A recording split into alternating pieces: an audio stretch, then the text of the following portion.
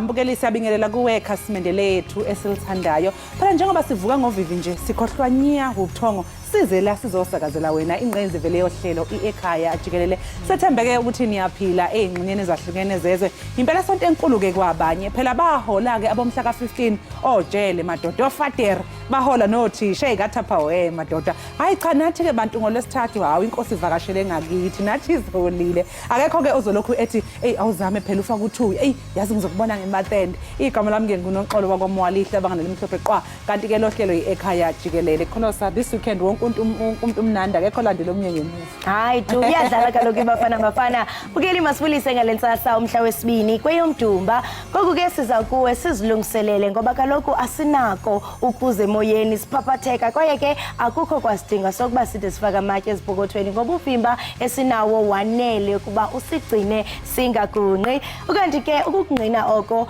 elobanga umbukeli nangamanye amanqaku esesakuphathela wona. iUniversity yaseMntla-Ntshona ithi iphatha izityholo zabafundi abamkelwa kweli ziko ngokufumbathisa abasemagunyeni. Kanti xa sijonga ke kwezemidlalo uMax Maponyane uthi ibafana bafana ingayiphumelela itumente yalonyaka ye-AFCON.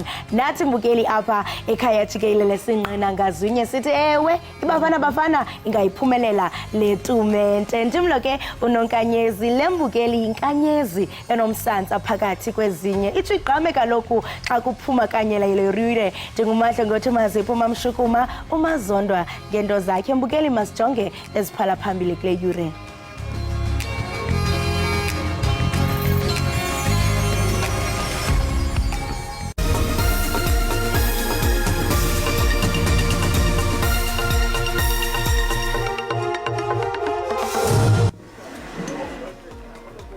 Abaphathi beUniversity yaseMntla-Ntshona bathi baphanda izityholo zabafundi abamkela kweli ngokufumbathisa abantu abaphantsi kolawulo lwale university. What we need to do is to get as many voters as possible to vote for the parties in the multi-party charter.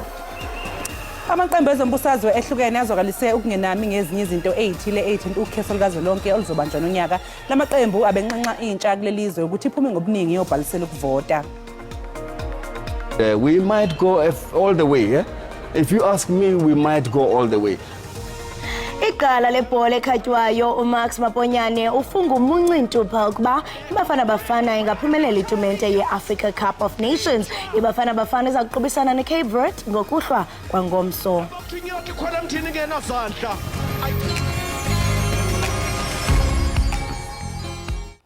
Abaphathi beUniversity yaseMntla-Ntshona bathi baphanda izityholo zabafundi abamkelwa kweli ziko ngokuhlawula amawaka eerandi kubantu abaphantsi kolawulo lwale university. Le university ke yazise amapolisa ezizityholo ukuze aziphande. Kuyaqhuba ukubhalisa kule university njengoko sekwamkelwe abafundi abangaphezulu kwe-11,700 kwizicelo ebezingaphezulu kwe-181,000. Abafundi bayaqhubeka bethontelana kuya kwiziko ngethemba lokufumana indawo kodwa uninzi alwazi kuba kukho indlela yokwamkelwa. Kutyholwa ngokuba kukutsala nje umnxeba kunye nesixamali esifikelela kumawaka ukuze wamkelwe. Omnye umzali ogama lakhe lingachazwanga ngenxa yokhuseleko lwakhe uchaza ngokwenzeka kweli ziko. Uthi isicelo sendawo siyathengiswa kweli ziko ngesihlanu samawaka eerandi nokuba utsala nzima usukaphi ukuba nje awunayo loo mali awufumani indawo. Abaphathi bale university balumkise abo baza kuba ngabafundi kule university ukuba bangazibandakanyi namalungiselelo anjalo. We are in the process of investigating those and we seriously would like to make an appeal to members of the public, to parents, not to be caught out by these people. The only way that you can get admission to the Northwest University is by having a final admission letter, and then the payments are being done directly into the university's account. From the 11,700 plus students that we can accommodate for first years, close to 10,000 of them have already registered. Inkqubo yezemfundo yeYunivesithi kulindeleke ukuba iqale ngomhla we-12 kule nyanga. Umnyango wemfundo ephakeme nezesayensi uthi khona inqubekela phambili mayelana nokulwa nezinga labantu abasha ababhuquza emakhaya ngokunjalo ke nokwentuleka kwamakhono amqoka kuleli. Lokho kuhlaluke emncintiswaneni weyinsuku ezintathu iWorld Skills eThekwini lapho khona abambe iqhaza abidlisela nogageni ngemisebenzi yamakhono afundelwa emalokishi abizwa ngama-TVET. Abazonqoba ke bazomelela kuleli mncintiswaneni omhlaba kulomkhakha eFrance ngomandulo nonyaka. Intsha ebalele emakhulwini amabili ikhombisa ngamakhono ayo emkhakheni eyimvela kancane. Inhloso ukutshala uthando lalemkhakha entsheni. iWorld Skills South Africa uhlelo lukahulumeni okuhloswe ngalo ukugqugquzela imfundo yasemakholeji ama-TVET. Abantu abasha bathi bayizwe egazini lemkhakha. Ihulumende ingayenza okuninginyana kodwa bona bayadlala indima yabo because nami ngisponsora i-government ukuze ngifike la ngikhona namhlanje. Intsha ikhuthazwe ukuthi ingayibhekeli phansi imfundo yasemakholeji. Uhulumeni uthi inhloso enkulu ngalolu hlelo ukhiqiza abafundi abenza imisebenzi yezandla abangu-30,000 ngonyaka kuze kushaye u-2030. Bonisana ukuthi imaphi ama skills afunakalayo la eMzantsi Afrika ukuthi sikwazi ukuyenza ukuthi industrialization yethu esumzansi futhi nokuthi kutholakale nemisebenzi. Lo mcimbi uzophinda usingathe uhlelo lokuhlomelisa abafundi ngolwazi oluthe thuthu emkhakheni abazoyikhetha. Ezindabeni ze-SABC ngingunonjabulo Mtunga Makamu eThekwini. Inkokheli zembumba yamaqela aphikisayo zithi ayamkeleke yokuba babe-43 million abemibeli abaselungelweni lokuvota kodwa ke bayi-27 million abakumqulu wabavoti. Amaqela ali-11 kulenzakathi abambe umsitho wokukhuthaza kubhaliselwe uvoto kwihholo lesixeko saseRhawutini apho ke ebongoze abantu abatsha abaphume ngendlu bayokubhalisela ukuvoto ngalempelaveki umhla wesithathu nowesine. Ishumi elinanye lamaqela aphikisayo amelweyo kule ndibaniselwano akwiphulo lokuthundeza ngakumbi abantu abatsha benjenje akuya kubhalisela uvoto kule nyoba yokugqibela yobhaliswa ngempelaveki. Inkokheli ye-DA uJohnston Eisen ubalekile umbuzo othi xa kuye kwenzeka lamaqela adedise i-ANC kulawulo kolunyulo luzayo ngubani okubekwa phambili lembumba njengomongameli welizwe. What we need to do is to get as many voters as possible to vote for the parties in the multi-party charter, to vote for the parties that they see best represent them, and then be able to give them the power to be able to have the conversation about who can be president. Amaqela bongozi abantu abatsha ibengabo abavelisa urhulumente omtsha ukuze ilizwe libheke phambili kodwa khalazela kungaphumi kwabantu ngoninzi bayokuvota. In 2024, the majority of people of South Africa must go in their numbers to the voting station to vote out the government that has failed and destroyed our country. Are we going to allow that 27% of eligible voters determines what happens with the future of South Africa? We are also people, vote, register, and let's make a change. As the ACDP, we are going at all stops to make sure that we encourage our people in every VD station to go and to register so they're able to vote. What we want is to energize those who have actually stayed out of voting to come back into the vote and vote. We can get together as a country and we can show all the other people what is important, and that is that we vote and that we bring that change. We are a new party, we need support from the people of South Africa. We also joined the multi-party, so we need support. Abemi boMzantsi Afrika bangabhalisa kubuxhakaxhaka bobuchwepheshe kungenjalo bathi qhiwu izazisi zabo babheke kwizikhululo zobhaliso ngomgqibelo nangecawe phakathi kwentsimbi yesibhozo kusasa neyesihlanu emva kwemini. Umengameli uCyril Ramaphosa uzokethula inkulumo ayibhekise esizweni isona ngesonto elizayo. Umengameli Ramaphosa ubengamele umhlangano wekhabhinethi yakhe obizwa ngelihutla emzini wombuso weyivakashi isifako Magathu. Kulomhlangano ke kusuke kubukezwa inqubekela phambili eseyenziwe kule minyaka emihlanu edlule.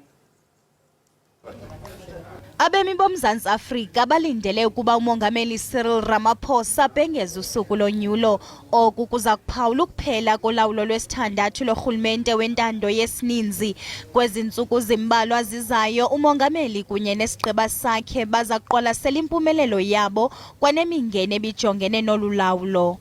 The issue of the appraisal of in terms of our performance and the commitments made, the President will deliver that in SONA. He'll address the nation and clarify the progress that we've made, not only on the commitments of last year, but on the commitments of the 6th administration, as I've indicated. Nangona ingxowa-mali yehlabathi IMF ibonakalise ungabi nathemba kuqoqosho lweli, urhulumente usenethemba lokuphucula uqoqosho. The picture, if you recall, we had Census 2022 results, and they came out and says, yes, South Africa of 2024 is different from a South Africa of 1994, and completely different from a South Africa of 1990 and South Africa of 1989. And that picture where we've got electricity, though we've got load shedding, but the bottom line is that people are still able to switch on electricity in your household. Lentlanganiso izinyaswe ngawo omathathu amanqanaba orhulumente naquka abaphathiswa namasekela abo, iinkulu baphathiswa zamaphondo, abalawuli jikelele bamasebe neenkokheli zombutho masipala iSalga. Iziphumo zale ntlanganiso ziza kukhupha umhlahlandlela walo nyaka kwaye ziza kukhutshwa ngumongameli Cyril Ramaphosa kwintetho yesizwe ngoLwesine kule veki izayo. Inkokheli yombutho wezopolitiko iBuild One South Africa uMmusi Maimane imemelela ukuba urhulumente alilahle inyathelo lokubhena kwisigwebo senkundla sokuba izikolo, izibhedlele nezikhululo zamapolisa zikhutshwe kucimicimi wombane. Maimane kunye neminye imibutho yahlukeneyo iza kukrweca ijaji eyintloko kulandela ukuba urhulumente ewuphosile umda wokuba athobele isigwebo senkundla ephakamileyo yomntla eRhawutini. Urhulumente ube enexesha ukuya kuthi ga ekupheleni kukaJanuary ukuthabatha amanyathelo ngakumthetho wenkundla ukuqinisekisa ukuba imigqaliselo ingqingqwa ukuthintela udanyacimi ezikolweni, ezibhedlele nakwizikhululo zamapolisa. Inkokheli yebosa uMmusi Maimane ithi eminye yemithombo yeemveliso zamandla ingasetyenziswa ukugcina umbane uthetha kumaziko karhulumente. Uthi urhulumente unendelelo ngakwinkundla ngokusilela ukuthobela ixesha. We've written on an urgent basis to the Minister of Justice, to the Chief Justice, to require that there must be an urgent ensuring that this case must be heard immediately on an urgent basis. And pending on that response, we'll then file the motion, because we are of the complete view that as load shedding carries on, you can't allow the government to keep filing appeals and then going to another court of appeal and then the Supreme Court of Appeal. It's frivolous. Kananjalo inkokheli yebosa izihlabile izizathu ezinikezwe kumaphepha enkundla zonobangela ukuba urhulumente engenokwazi ukubona ngasonye nesigwebo senkundla.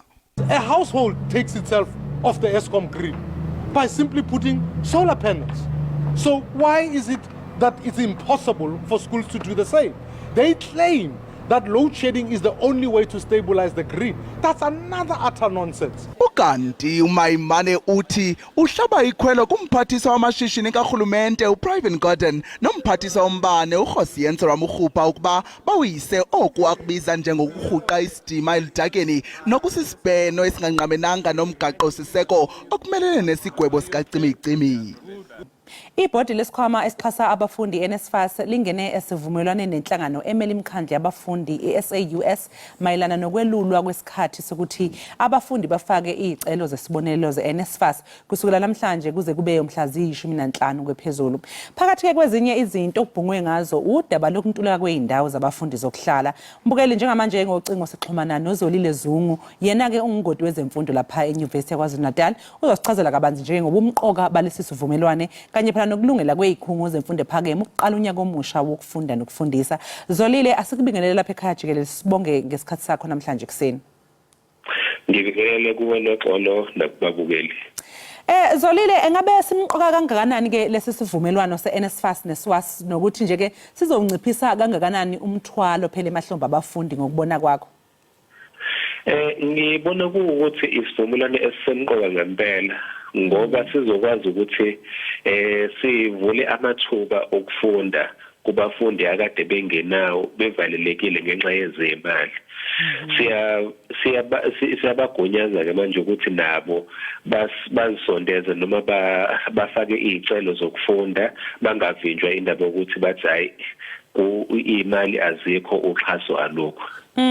Sizwile ke Zolile nokuthi kulesi sivumelwano kuthiwa ke siyingxenye yokuqala phela kohlelo olubizwa nge-comprehensive student funding oluqinisekisa ke ukuthi ke laba abafundi ebebaziwa nge-missing middle abavaleleki ngaphandle. Lolu hlelo ngabe libaleka kangani uma ngabe qinisekisa ukuthi ke abafundi bonke bathola ithuba lokufunda? Lubalekile ngoba uzokhumbula phela ukuthi eminyakeni edlule laba sebebizwa nge-missing middle abafundi abafuma emndenini ekade ithathwa sengathi bona banazo indlela zokubakhokhela abafundi ekhungweni ukuze bathole leyo mfundo. Kodwa kwatholakala ke ngocwaningo ukuthi nabo nayo leyo mndeni leyo inenkinga ngobani lezo mali lezo asekho ngenxa yesimo somnotho. Abafundi ke bagcina sebevaleleke ngaphandle.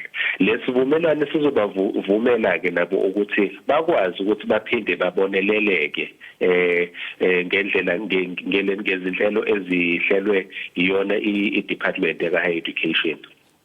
Ngiyathokozisa ukuzwa lokho udaba lo-missing middle ngoba isikhathi esiningi abafundi mangabe beyofunda emanyuvesi uthola ukuthi bavaleleka ngaphandle ngenxa ke yalokho ukuthi kuthiwa abazali bayakwazi uku-afforda mangasebenzisa lelo gama bayakwazi ukuthi ke bakhokhele ukufunda kwabo ekubeni bengakwazi ngoba masibheka isimo somnotho njengamanje vele uthola ukuthi noma umzali ubekwazi ukukhokha kodwa ukukhuphuka kwamabhondi ezindlu ukukhuphuka kokudla ezitolo sekwenza ukuthi ingabe sababikho imali esalayo noma umuntu angathi uyakwazi ukuyibeka ayisave ukuze ingane izokwazi ke ukuyofunda. Kuye kwaphakanyiswa ke Zolile nanokuthi ke kusukela kulonyaka umfundi ke ozohluleka ukuthi aphase ngezinga lika 60% kuyaphezulu angeke alithole uxhaso lwe-NSFAS ngo-2025. Kanti futhi ke nezifundo umfundi azenzayo uzobhekisiswa ke manje ngaphambi kokuthi anikwe uxhaso lemali. Engabe lokho angeke yini mhlawumbe ke kuholele ekutheni abafundi bavaleleke ngaphandle kwazi phela yazi iningi ingqinamba abafundi ababhekana nazo unyaka wabo wokuqala?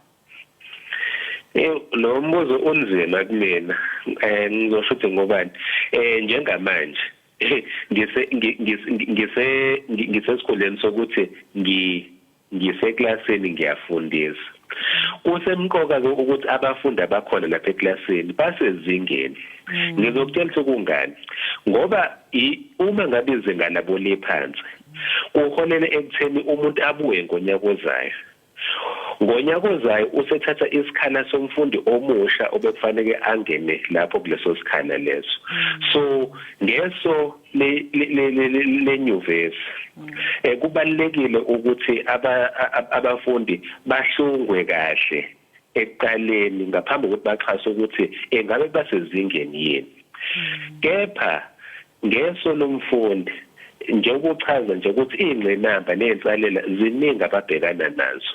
Akulula ukuthi ukwazi ukuthi ngaphambi kokuthi umfundi aqale unyaka wokufunda engabe uzobhekana nani. So ngiyabona ukuthi ngalelo solelo kunzima ukuthi sithi isinqumo esiright ukuthi babekele ukuthi kumele baphase ngo-60% kanje.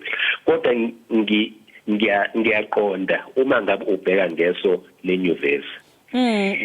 Ngoba futhi Zolile ngiyacabanga ukuthi ukuphasa komfundi esuka kumatikuletsheni eyalapha ya enyuvesi ekwenza unyaka wakhe wokuqala uma ngabe mhlambe kungathiwa kwamatikuletsheni ikhiqiza abafundi abaphasa ngo-60% lokho kungabasiza nabo nokuthi bakwazi ukumelana nezinga lokufunda lapha enyuvesi singabe sisabona mhlambe izinga eliphezulu abafundi aba-drop out-ayo bayekela ukufunda mhlambe nge-first semester bengakaqhubekeli ngoba bengakwazi ukumelana nengcindezi nanesimo nezinga lokufunda lapha emanyuvesi.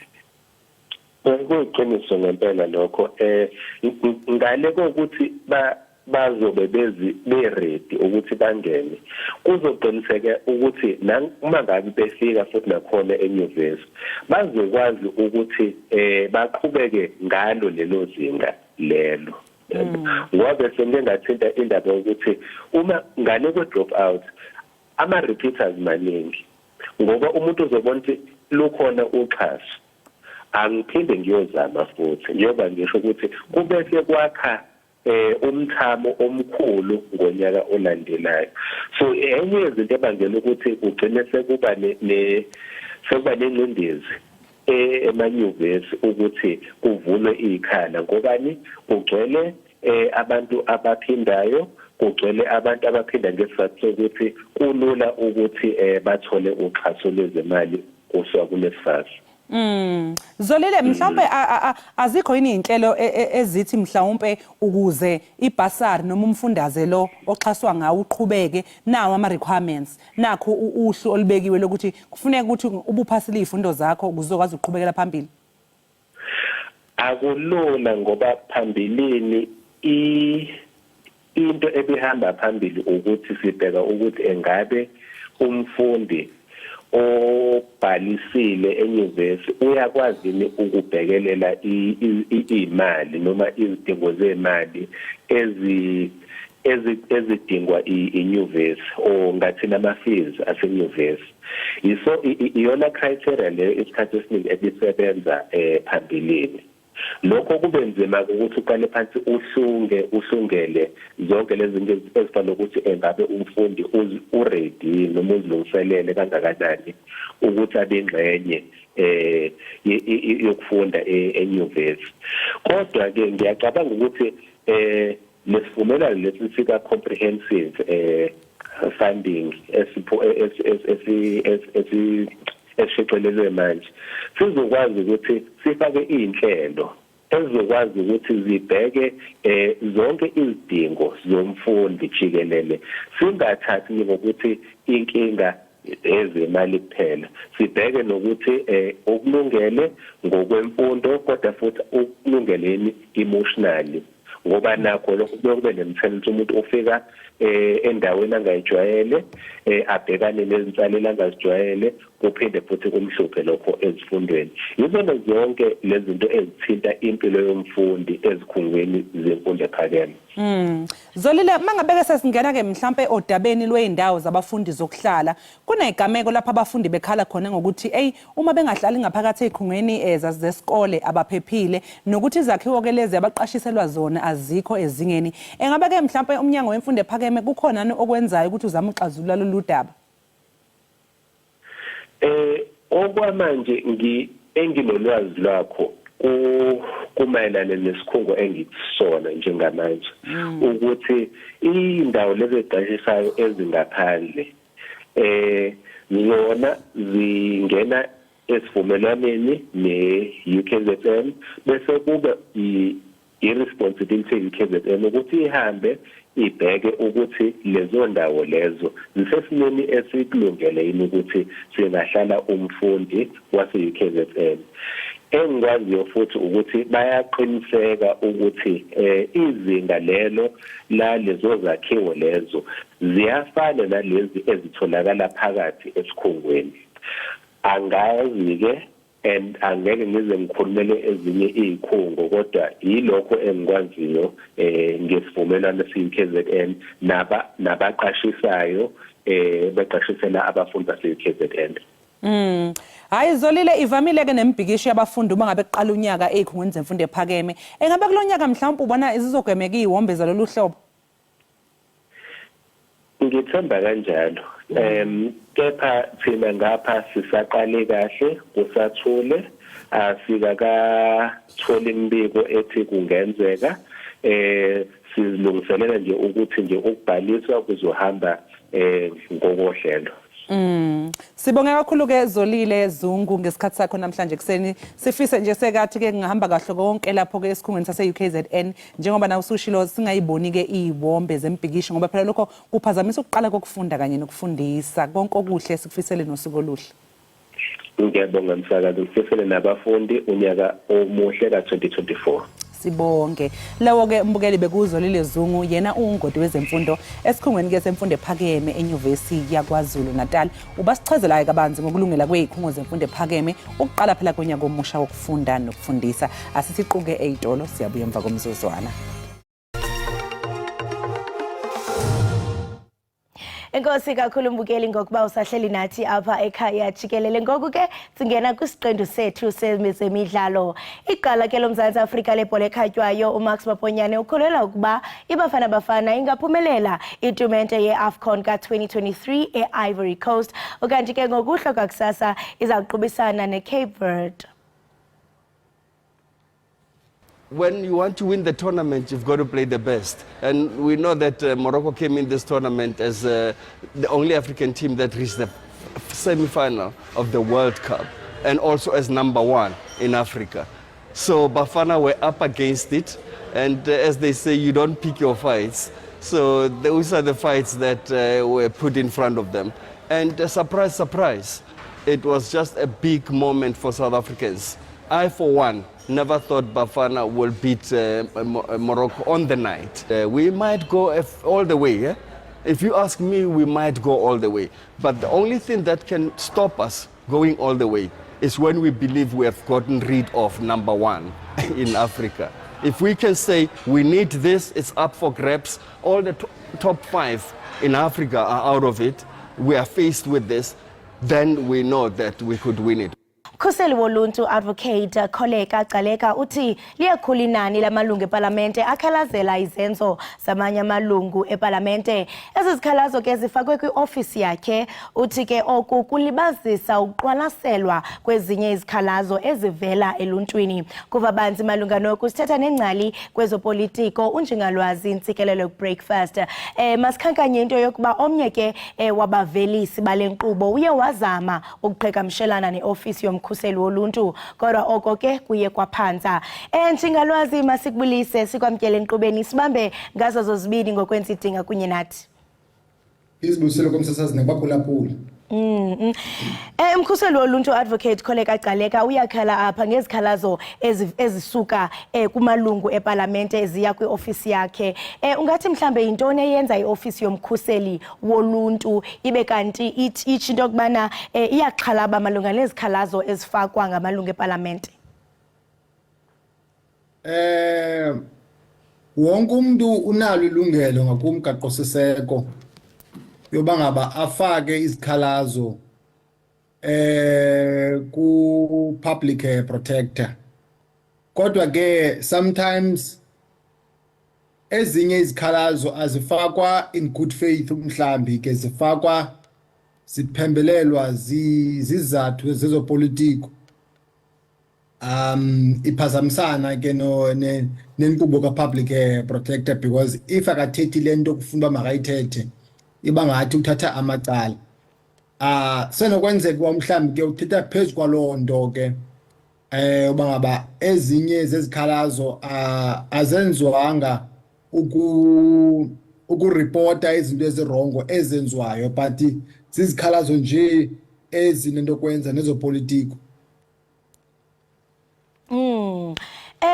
Kuyavakala into yokubana kule ngqungquthela ibisandula ubanjwa pha eKapa uadvocate Gcaleka uye wayikhankanya into yokubana funeke mhlambe kube khona amaqonga athile apho osopolitiko bakwazi ukuthi thaca izikhalazo zabo.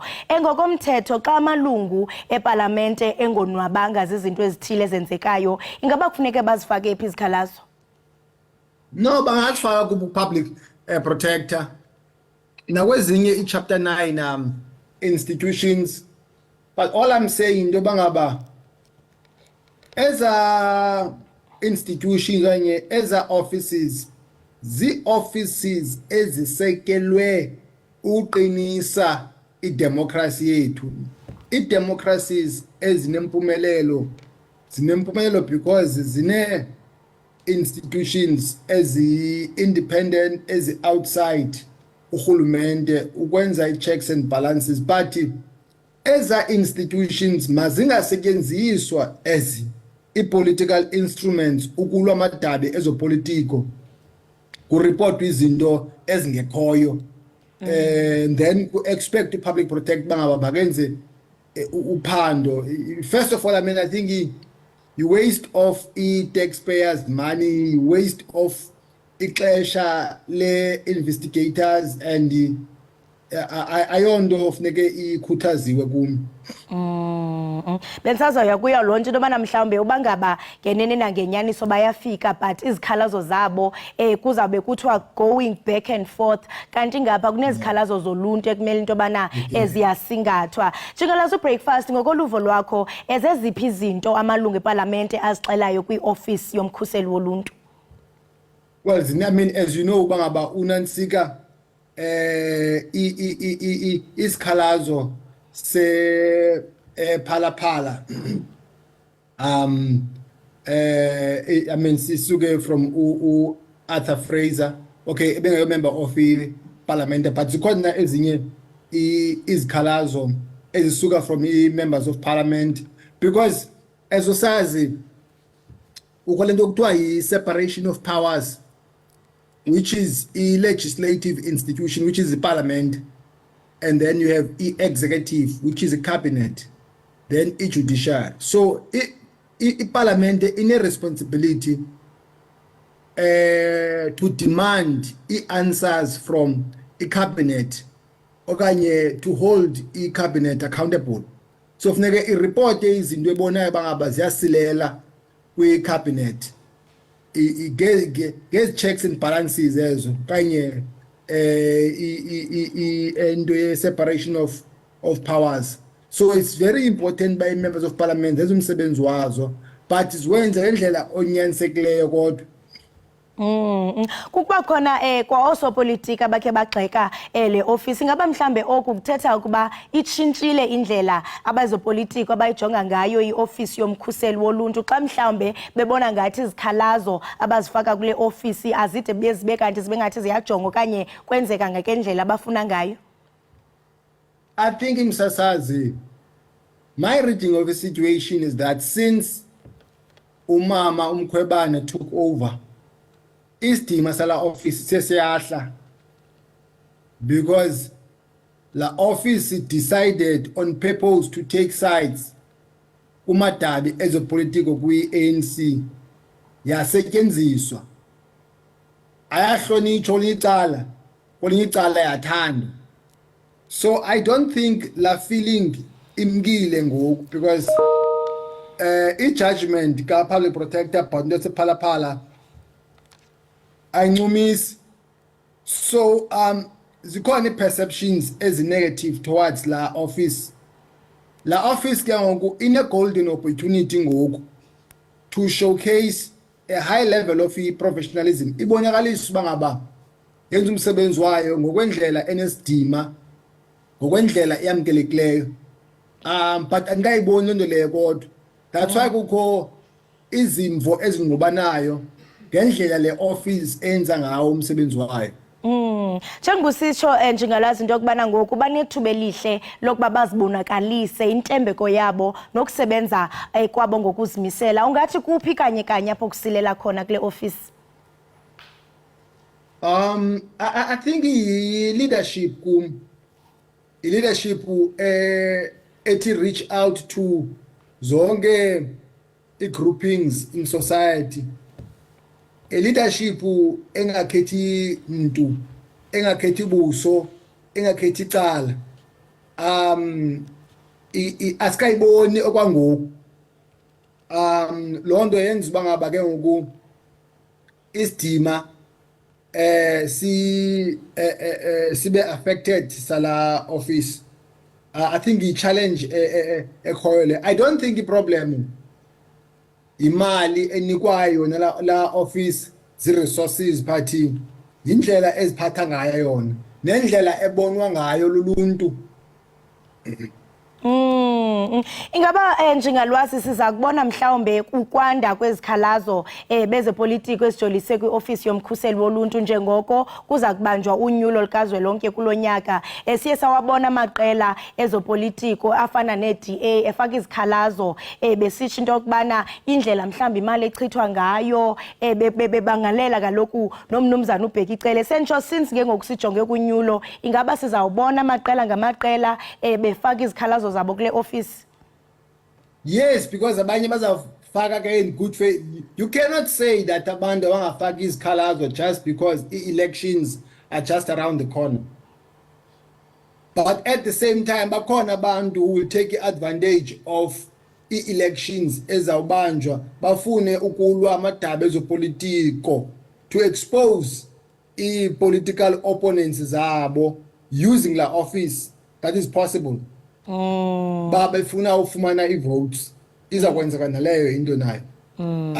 But I think le office le funeka ibonakalise indlela yoziphatha eyamkelekileyo engakhethi qela lithile lezopolitiko. Bensazayo kuyo lonto kanye into kubana mhlambi office since sijonge unyulo bona bangazikhwebula njani so that kungabonakala ingathi mhlawumbe ba bias okanye bacenge lamaqela since sijonge kunyulo. Enkosi kakhulu ngaloncazelo njingalwazi untsikelelo breakfast benosuku oluhle. Lo mbukeli besithetha naye ibingunjingalwazi intsikelelo breakfast oyingcali kwezopolitiko nobesinqokela naye malunga neenxalabo ze-ofisi yomkhuseli woluntu malunga nezikhalazo ezifakwa ngoosopolitiki kule ofisi.